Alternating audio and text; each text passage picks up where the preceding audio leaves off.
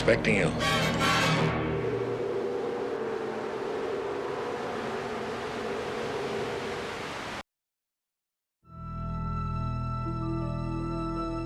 When I first started out directing, I had no interest in starting out in television.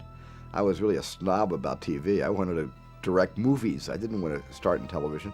But when I saw the reality of the situation, I was 20 years old, going on 21 at the time, and I'd been offered a contract by a major studio here at Universal by Sid Sheinberg. And there wasn't a movie producer in the world that was going to give me a feature just because I wanted to direct film.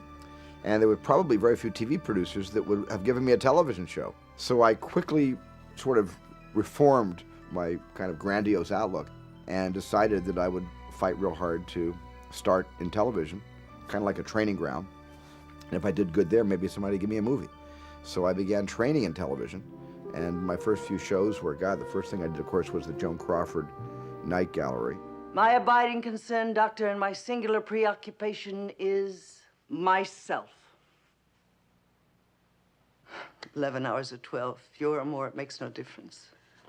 I want to see something.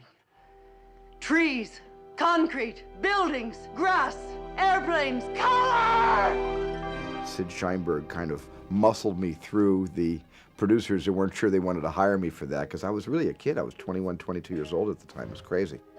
After that, I didn't work for about a year. I actually took off a year from my contract and just did some writing.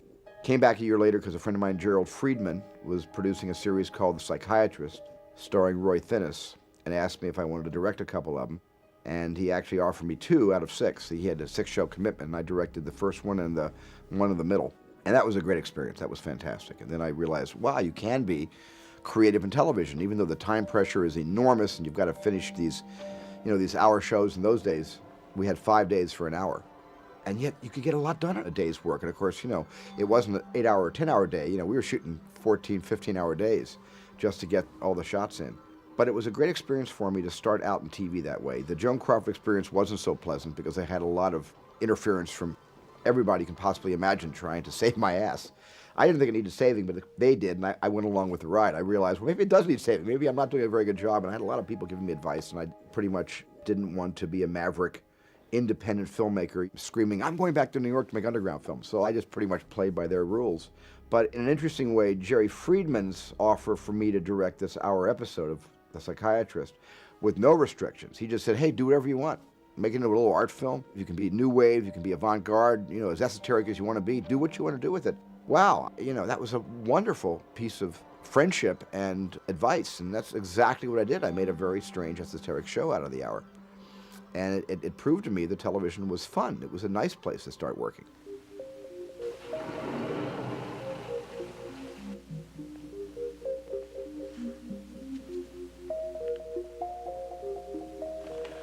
I've been expecting you. It was inevitable.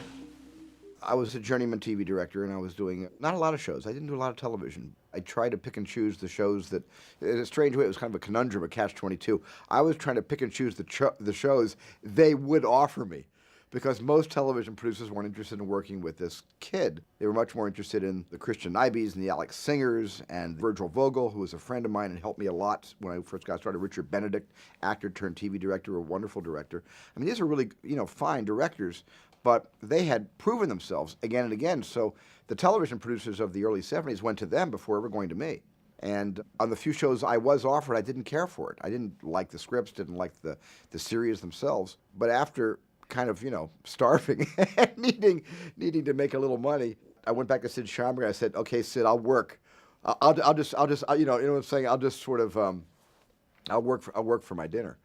And he said, well, will you journeyman? And I said, yes, I'll journeyman. So he got me a Marcus Welby. Nobody, except Mr. Craddock here, the school nurse and your homeroom teacher, will know anything about the hemophilia. The boys and girls in your class will be told absolutely nothing. But it's up to you to explain to them, or not to explain to them, why you'll be excused from certain activities. Yeah, I can handle it. That was a great experience for me. And I never directed Robert Young, but I was able to talk to him. You know what I'm saying? I was able, because he had his character. I'm not going to inform him or give him revisionist information about his character of Marcus Welby, but he was very, very gracious to me and not resentful of my age, which was such a problem in those days, especially in television, where the average age of a crew member was 55 years old, and it was all the great people from the golden age of movies that were now working in television that had already worked with all the great directors, and they didn't suffer fools or young people that well. So there was a lot of resistance to age in those days. So I was grateful when anybody gave me a job in television. No matter how pedestrian the concept of the show appeared, I was still able to do a couple of shots in an hour Marcus Welby that I was proud of. And I said, oh, I got away with that. Nobody fired me. That's great.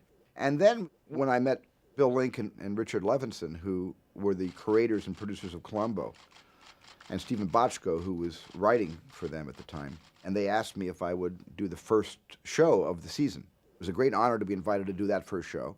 And when I read the script by Bochco, and I guess story by Lincoln Levinson, I thought, man, this is the best script anybody has ever given me, ever, to direct.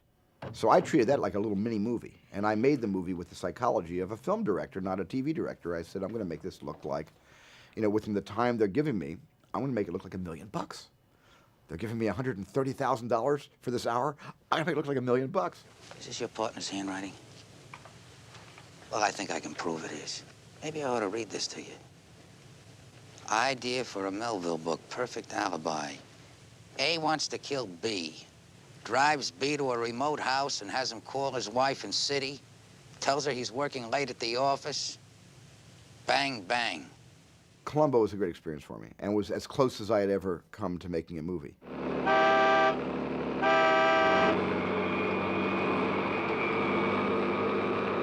Well, it's about time, Charlie.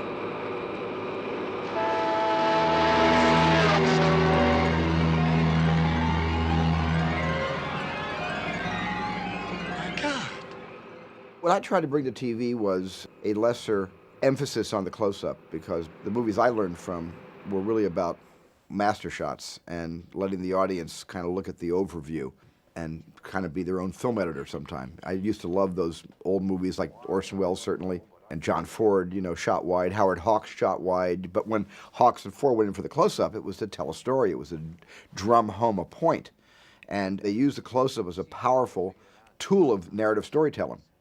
Television seemed to use a close-up because screens were so small, they wanted people to see what the actors were saying. They wanted to get mouth movement, so they would shoot all the TV shows like that. So when I came to television, I kind of went back to wider shots, and it got me, in a strange way, noticed, simply because I was shooting wider than most television directors.